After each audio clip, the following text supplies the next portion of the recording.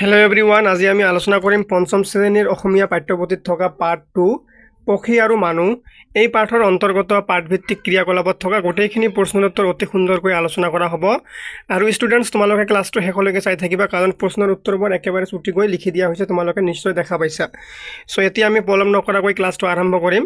তোমালোকৰ ক্ৰিয়াকলাপত প্ৰথমত আছে উত্তৰ দিয়া। তাৰে 1 নম্বৰত আছে 1 নম্বৰৰ ক নম্বৰ প্ৰশ্ন, সৰ্বধনু কেনেকুৱা প্ৰকৃতিৰ ৰজা আছিল? ইয়াৰ উত্তৰ হ'ব সৰ্বধনু এজন চিকাৰ প্ৰিয় ৰজা আছিল। চৰাইৰ মংসৰ অবিহনে তেওঁ ভাতেই নাখাইছিল। অৰ্থাৎ চৰাইৰ মংস নহ'লে এই সৰ্বধনু নামৰ ৰজাজনে ভাত খোৱা নাছিলে। তাৰপিছত খ নম্বৰ প্ৰশ্ন, সৰ্বধনু ৰজাৰ প্ৰিয় খাদ্য কি আছিল? ইয়াৰ উত্তৰ হ'ব সৰ্বধনু ৰজাৰ প্ৰিয় খাদ্য আছিল চৰাইৰ মংস। তাৰপিছত গ নম্বৰ প্ৰশ্ন, সাধুটোত মানুহৰ উপকাৰী প্ৰাণী বুলি কাক কোৱা হৈছে? ইয়াৰ উত্তৰ হ'ব যে সাধুটোত চৰাই চিৰিকটিক মানুহৰ উপকাৰী প্ৰাণী বুলি কোৱা হৈছে। সাধুটোত মানে তোমালোকৰ এই গল্পটোত সাধু কথা যে আছে গল্পখিনিত, এই গল্পত উপকাৰী প্ৰাণী বুলি কাক কোৱা হৈছে? এই চৰাই চিৰিকটিক উপকাৰী প্ৰাণী বুলি কোৱা হৈছে। তাৰপিছত ঘ নম্বৰত দিয়া আছে মধুকৰে বিয়া কৰোৱা ছোৱালীজনীৰ নাম কি? ইয়াৰ উত্তৰ হ'ব মধুকৰে বিয়া কৰোৱা ছোৱালীজনীৰ নাম হৈছে মাধৱী। তাৰপিছত নেক্সট দিয়া আছে মধুকৰে ৰজাক ৰাজ্যৰ মংগলৰ বাবে কি কৰিবলৈ উপদেশ দিছিল? ইয়াৰ উত্তৰ হ'ব মধুকৰে ৰজাক চৰাই চিৰিকটি চিকাৰ কৰিবলৈ এৰিবলৈ উপদেশ দিছিল। অৰ্থাৎ বাদ দিয়াৰ কাৰণে উপদেশ দিছিল। তাৰপিছত নেক্সট দি আছে 2 নম্বৰত 1 নম্বৰৰ প্ৰশ্নখিনি আলোচনা কৰা হ'ল। এতিয়া 2 নম্বৰত কৈছে কোনে কাক কেতিয়া আৰু কিয় কৈছিল বহলাই লিখা। তলত ক নম্বৰত এটা এশাৰী লাইন ইয়াত দিছে, তোমালোকৰ গল্পটোৰ পৰা উঠাই দিয়া হৈছে। এই শাৰী কথা কাক কোনে কাক কৈছে আৰু কিয় কৈছে, কেতিয়া কৈছে, এইখিনি লিখিব লাগে। প্ৰথমটো হ'ল যে আচলতে চৰাইবোৰ খেতিয়কৰ পৰম বন্ধু, গতিকে প্ৰজাৰ মংগলৰ বাবে আপুনি চৰাই চিকাৰ কৰিবলৈ এৰি পেলাওক। এই কথাষাৰ কোনে কাক কৈছে আৰু কেতিয়া কৈছে? ইয়াৰ উত্তৰ হ'ব যে উক্ত কথাষাৰ মধুকৰ নামৰ এজন যুৱকে ৰজা সৰ্বধনুক তিৰস্কাৰ কৰি এই কথাষাৰ কৈছিল। কোনে কৈছিল? মধুকৰে কাক কৈছিল? ৰজাক কৈছিল।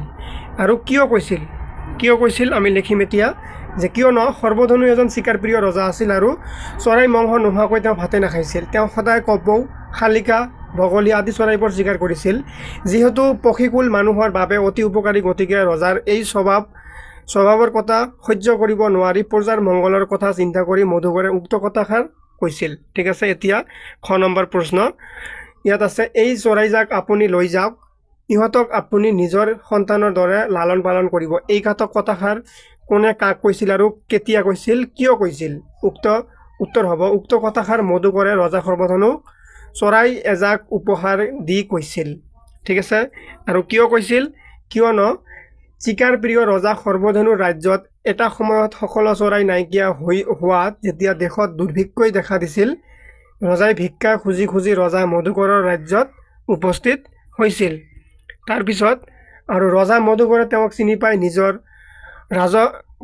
ৰাজপ্ৰসাদ লৈ নি আদৰ সাদৰ কৰি ভৱিষ্যতে আৰু চৰাই বধ নকৰি সিহঁতক পোহ পালন কৰি সযত্নেৰে ৰাখিবলৈ উপদেশ দি সজা এটাত চৰাই এজাক উপহাৰ দি উক্ত কথাষাৰ কৈছিল। তাৰপিছত 3 নম্বৰত আছে কাৰণ দৰ্শাই লিখা। ক নম্বৰ প্ৰশ্ন, সৰ্বধনু ৰজাৰ ৰাজ্যত কিয় বৰষুণ নোহোৱা হ'ল? ইয়াৰ কাৰণ দৰ্শাব লাগে। উত্তৰ হ'ব চিকাৰ প্ৰিয় ৰজা সৰ্বধনু ৰাজ্যত চিকাৰ কৰোঁতে এটা সময়ত চৰাইবোৰ নাইকিয়া হ'লত কীট পতংগৰ সংখ্যা বাঢ়িলে আৰু গছৰ পাত লতা আদি খাই শুকাই নষ্ট হ'ল আৰু তাৰ ফলত ৰাজ্যত বৰষুণ নোহোৱা হ'ল। ঠিক আছে। সেইকাৰণে আমি চৰাই চিৰিকটি মাৰিব নালাগে। খ নম্বৰ প্ৰশ্নত কীট পতংগৰ সংখ্যা বৃদ্ধিয়ে সৰ্বধনু ৰাজ্যত কি সমস্যাৰ সৃষ্টি কৰিলে, এইটো কাৰণ লিখিব লাগে। উত্তৰ হ'ব সৰ্বধনু ৰাজ্যত কীট পতংগৰ সংখ্যা বৃদ্ধি হোৱাত সেই কীট পতংগই গছ গছনি শস্য আদিৰ পাত লতা খাই নষ্ট কৰে আৰু তাৰ ফলত বৰষুণৰ নোহোৱা হয়। দেশত দুৰ্ভিক্ষই দেখা দিয়ে আৰু ৰজা প্ৰজা সকলোৱে খাদ্যৰ অভাৱত ভিক্ষা কৰিব লাগিব পাৰে বা লগত পৰে। তাৰপিছত গ নম্বৰত কৈছে যে মধুকৰে সৰ্বধনুক কেনেদৰে সহায় কৰিছিল? ইয়াৰ কাৰণ এইটো লিখিব লাগে। উত্তৰ হ'ব মধুকৰে এজন সাধাৰণ ল'ৰা হৈ থকা অৱস্থাতে ৰজা সৰ্বধনুক চৰাই বধ নকৰিবলৈ উপদেশ দি সহায় কৰিব চেষ্টা কৰিছিল, কিন্তু ৰজা সৰ্বধনুৱে তেওঁৰ কথা উপলুঙা কৰাত দেশত দুৰ্ভিক্ষই দেখা দিয়াত ভিক্ষাৰী অৱস্থা হয়। তেনে অৱস্থাত ৰজা মধুকৰে তেওঁক পাই আদৰ চাদৰ কৰি, তোমালোকে চাদৰটো লিখিব নালাগে, আদৰ কৰি এজাক চৰাই উপহাৰ দি দেশখনক আকৌ আগৰ অৱস্থালৈ ঘূৰাই পাবলৈ দি সহায় কৰিছিল। তাৰপিছত এতিয়া নেক্সট দিছে যে ৰজা সৰ্বধনুৱে ভিক্ষা খুজি গৈ কাৰ ৰাজ্যত উপস্থিত হৈছিলগৈ, তাৰ পাছত তেওঁৰ কি হৈছিল বুজাই লিখা। ইয়াৰ উত্তৰ হ'ব দেশত দুৰ্ভিক্ষাই দেখা দিয়াত ৰজা প্ৰজা সকলোৱে ভিক্ষা কৰিবলৈ লগা হৈছিল আৰু ভিক্ষা কৰি গৈ থাকোঁতে ৰজা সৰ্বধনুৱে ৰজা মধুকৰৰ ৰাজ্যত উপস্থিত হৈছিল।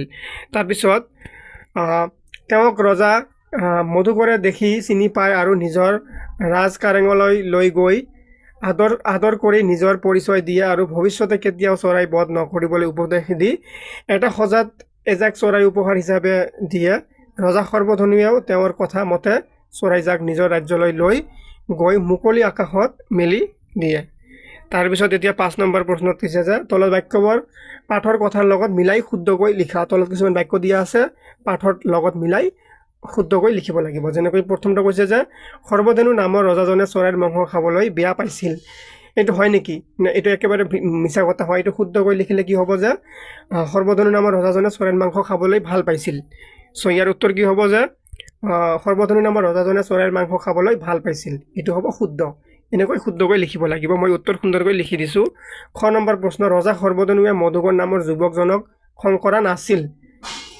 এইটো নহয়। শুদ্ধকৈ লিখিলে কি হ'ব যে যুৱকজনক খং কৰিছিল, আৰু ইয়াত কি আছে নাছিল কিন্তু কৰিছিল। তাৰপিছত 3 নম্বৰত দিয়া আছে কীট পতংগবোৰ খেতি বাতি ৰক্ষা কৰে। হয় নেকি? এইটো একেবাৰে মিছা কথা হয়। কীট পতংগবোৰে খেতি বাতি কি কৰে? নষ্ট কৰে। তাৰপিছত নেক্সট দিয়া আছে ৰজা মধুকৰে সৰ্বধনুক ৰজাক চিনি নাপালে। ইয়াৰ উত্তৰ হ'ব ৰজা মধুকৰে সৰ্বধনু ৰজাক চিনি পালে।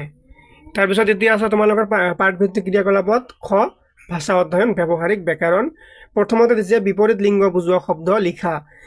যোনবোৰ শব্দৰ অৰ্থ ওলোটা, যেনেকৈ দিন হ'লে ৰাতি, সেইবোৰক বিপৰীত শব্দ বুলি কোৱা হয়। যেনে ৰজা ৰাণী, যুৱক যুৱতী, ল'ৰা ছোৱালী, দৰা কইনা, বন্ধু বান্ধৱী, এইবোৰ হ'ল বিপৰীত শব্দ, বিপৰীত লিংগ বুজোৱা শব্দ। ঠিক আছে। তাৰপিছত কি আছে শব্দবোৰ ভাঙি দেখুওৱা। যেনেকৈ যুৱকে, এই শব্দটো ভাঙি দেখুৱালে কি হ'ব? যুৱক যোগ এ যুৱকে, মানুহে মানুহ যোগ এ মানুহে, চৰাইজাক যোগ ক চৰাইজাকক, ৰজা যোগ ক ৰজাক, কাৰেৰে কাৰ যোগ এৰে কাৰেৰে, দেশলৈ দেশ যোগ লৈ দেশলৈ, এনেকৈ ভাঙি দেখুওৱা হৈছে। এতিয়া কি কৈছে যে পাঠৰ পৰা বিচাৰি উলিয়াই তলৰ তালিকাখনত বিশেষণ আৰু সৰ্বনাম পদবোৰ লিখা। সুন্দৰকৈ খালী ঠাইত লিখি দিয়া হৈছে। পক্ষী হ'ল বিশেষণৰ সজ তেওঁ, ৰজা চিকাৰ প্ৰিয় আপুনি, এইবোৰ তোমালোকে সুন্দৰকৈ লিখি ল'বা। চৰাই উপকাৰী মই। তাৰপিছত কি আছে খেতিয়ক কুফুল ইহঁতক। তাৰপিছত আছে বিপৰীত অৰ্থবোধক শব্দ লিখা। প্ৰিয় হ'লে অপ্ৰিয় হ'ব। তাৰপিছত তোমালোকৰ ভয় হ'লে নিৰ্ভয় বা সাহস, বন্ধু হ'লে শত্ৰু, সুফল হ'লে কুফল, অনুচিত হ'লে উচিত, পুৰস্কাৰ হ'লে তিৰস্কাৰ হয়, অপকাৰী হ'লে উপকাৰী হয়, অমংগল হ'লে মংগল, অনুপস্থিত হ'লে উপস্থিত, এনেকৈ বিপৰীত অৰ্থ শব্দ বুজোৱা অৰ্থ লিখা হৈছে। এতিয়া দিছে যে বাক্য ৰচনা কৰা। আদৰ চাদৰ এইটো শব্দৰে বাক্য ৰচনা কৰিব লাগে। যে ৰজা মধুকৰে সৰ্বধনুক আদৰ চাদৰ কৰি নি ৰাজকাৰেঙেৰে অতিথিৰূপে আদৰিলে। তাৰপিছত কি আছে লালন পালন। চৰাইজাকক নিজৰ সন্তানৰ দৰে লালন পালন কৰিবলৈ মধুকৰে সৰ্বধনুক কৈছিল। তাৰপিছত খেতি বাতি, চৰাইবোৰে কীট পতংগবোৰ খাই খেতি বাতি ৰক্ষা কৰে। তাৰপিছত কি আছে চৰাই চিৰিকটি, ৰজা চৰাই চিৰিকটি মাৰিবলৈ নেৰিলে। তাৰপিছত কি আছে গছ গছনি, বৰষুণ নোহোৱাৰ ফলত গছ গছনি পাত লতা আদি সকলো শুকাই গ'ল। তাৰপিছত কি দিছে কীট পতংগ, চৰাইবোৰ পথাৰৰ শস্য নষ্ট কৰিব পৰা কীট পতংগবোৰ ধৰি খায়।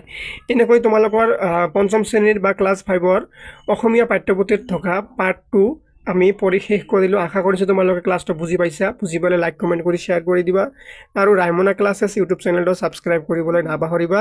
ধন্যবাদ সকলোকে।